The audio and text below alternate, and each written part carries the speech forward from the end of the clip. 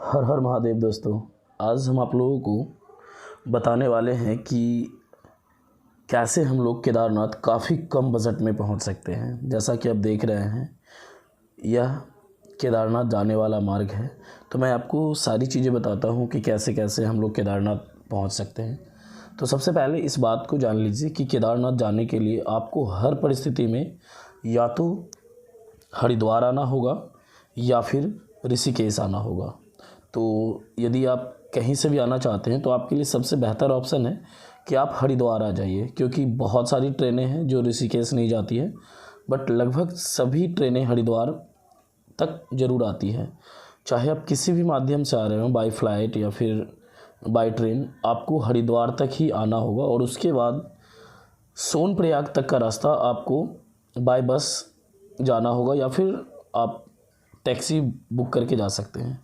लेकिन मैं इतना ही कहूँगा कि आप हरिद्वार तक जितना सुबह पहुँच सके, क्योंकि हरिद्वार से सुबह 5 से 9 बजे तक ही बस मिलती है। उसके बाद आपको कोई भी बस नहीं मिलेगी। उसके बाद आपको वो टैक्सी वाला काफ़ी ज़्यादा किराया चार्ज करते हैं, 5,000 6,000 ऐसे। मतलब यदि भीड़ ज़्यादा है तो वो मन मुताबिक जितना इच्छा होगा वो उतना आपका चार्ज करेंगे।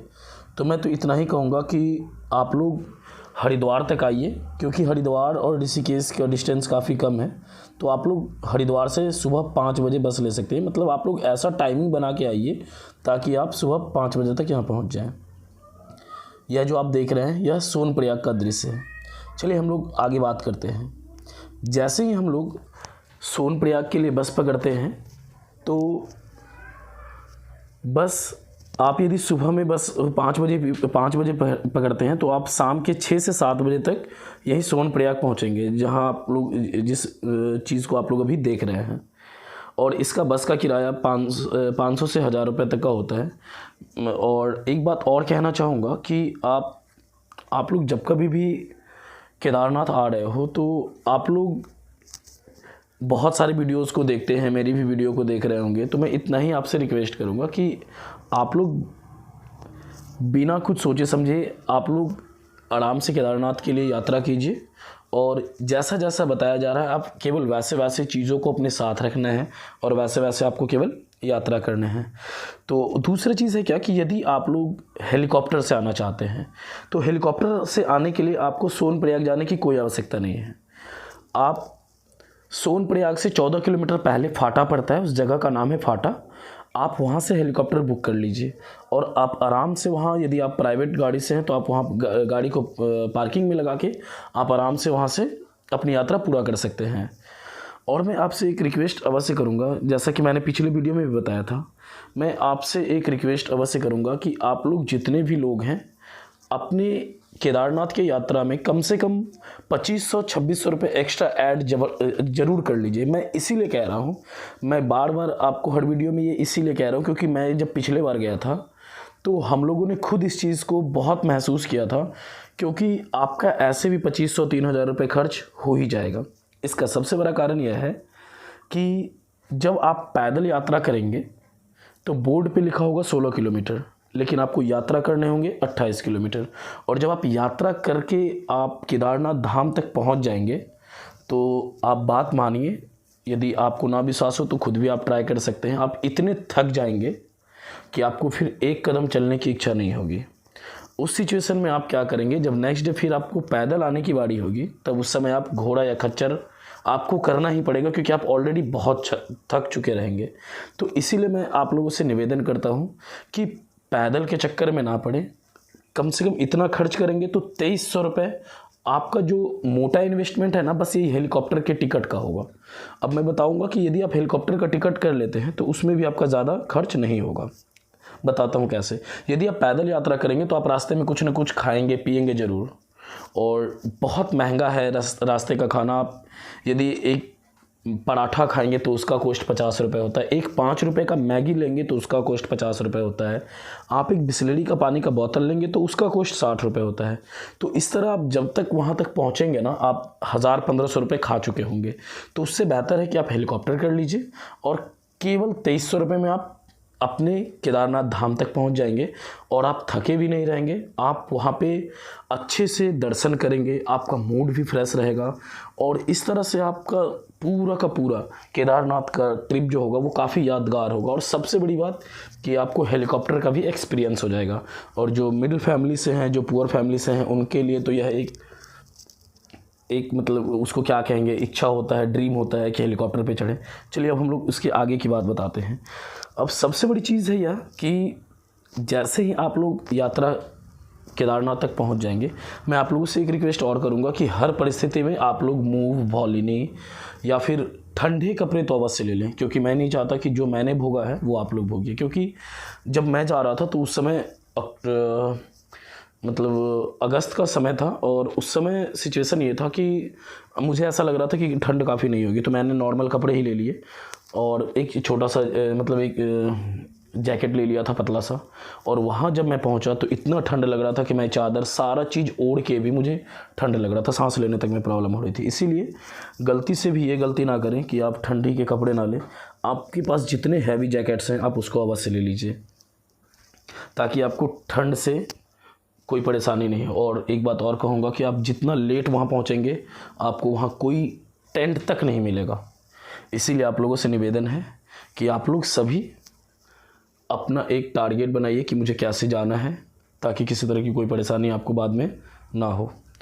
सबसे बड़ी चीज़, आप किसी भी चीज़ को बुक करने के लिए GMBN के वेबसाइट पे चले जाएंगे तो आपको कोई भी चीज़ काफ़ी सस्ती और सब कुछ आपको मतलब लगभग आपको मिल जाएगा। और मैं एक ही रिक्वेस्ट करूँगा कि यदि आप पैदल जा रहे हो तो हम रिक्वेस्ट करेंगे कि आप पहले अपना रूम तो अवश्य बुक कर लीजिए, तभी आप पैदल यात्रा स्टार्ट कीजिए, अन्यथा आप बहुत बुरे प्रॉब्लम में फंस जाएंगे।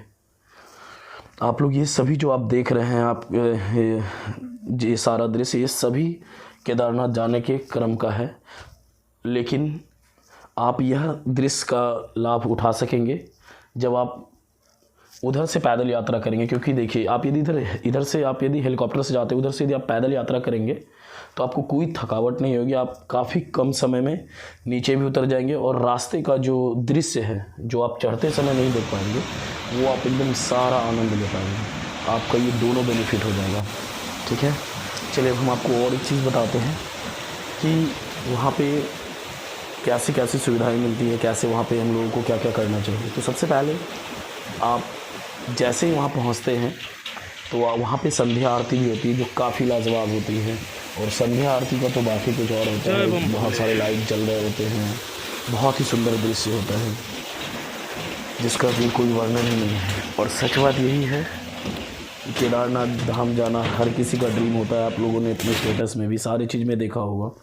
तो आप लोगों से भी निवेदन करूँगा कि यदि आप लोग भी सोच रहे हैं तो बिल्कुल यही देखिए, बहुत सारे वीडियोस में बहुत सारी चीज़ बताए जाते हैं, बट इतना ही कहूँगा कि आप कहीं भी यदि जा रहे हो तो वो बिल्कुल आसान है जाना, कोई बड़ी बात नहीं है। ये देखिए, ये सुबह 5 बजे मैंने लाइन में लगा था, और ये काफ़ी घुमावदार लाइन होती है।